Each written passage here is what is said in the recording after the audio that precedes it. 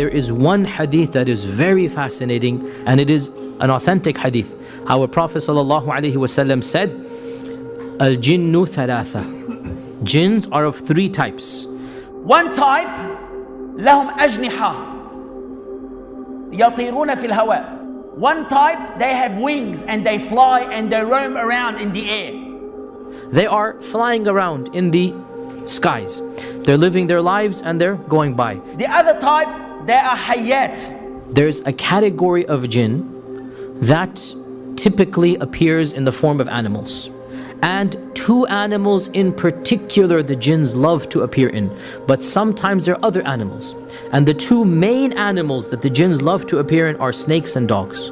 But this does not mean that they never appear in another form. They could have other forms as well. The third type of jinn is they come and they go. This is the one that seems to want to irritate us, want to frighten us, want to come into our lives. This third category. Again, there is a lot of discussion about this hadith. And there are some things that we can say very definitively. First of all, the question comes, are these three types the only three types of jinn? Some of the scholars say that the Quran and the Sunnah mention more than these. So these are an example of three types of jinn.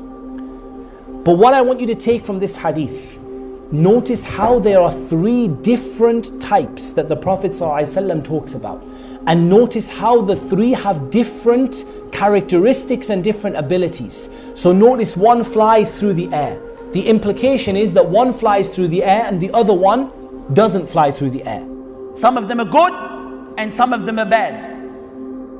The good jinns are called jinns and the bad jinns are called shayateen. The jinn are all different.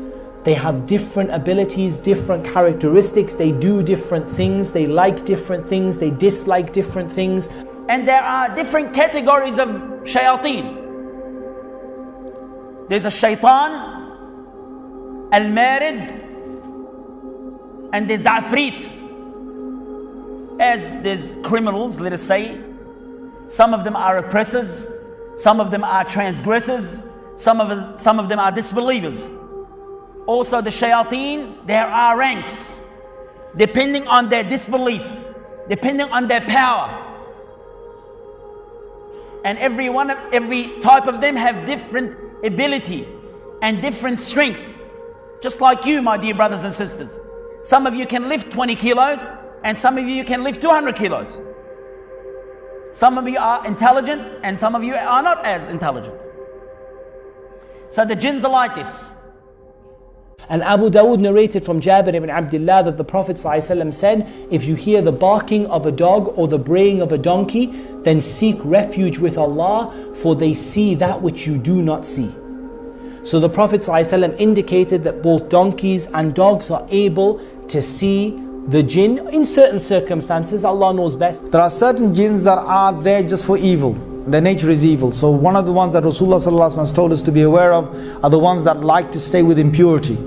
They are known as the khubuth wal khaba'ith. Now they love toilets because they just got this impure nature. Their name is khubuth wal khaba'ith. You know, they're a particular impure part of the jinn sort of colony. And Rasulullah ﷺ has told us that when you go to the toilet, you just have to seek protection before you go in the toilet. So those jinns, if they're there, they won't have any effect.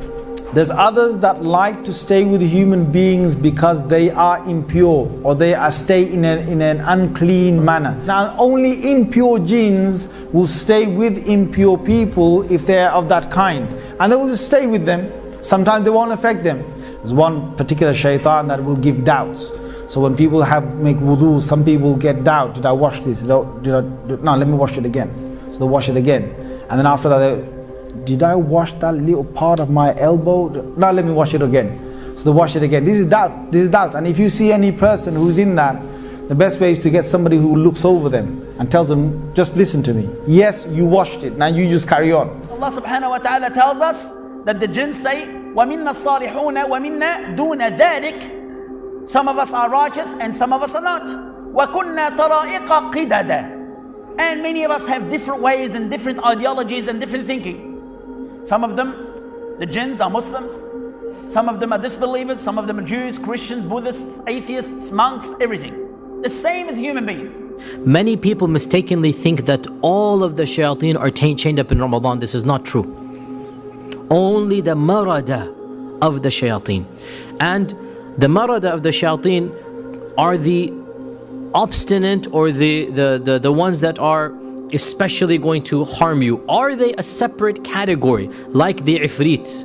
Or are they simply the shayateen that are more harmful than other shayateen? Allah knows best. Because the ifrit seems to be like a different species of the jinn, or a different clan of the jinn. And Allah knows best. The disbelievers from amongst the jinn, they have a very ugly appearance.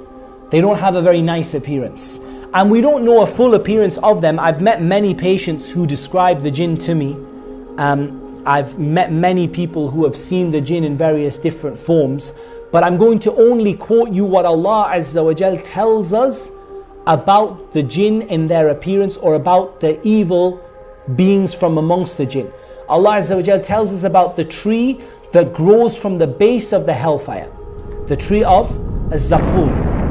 The tree which is ta'amun athim, which is a very painful and an evil tree. And Allah describes the fruit of the tree of the hellfire and says it looks like the heads of devils.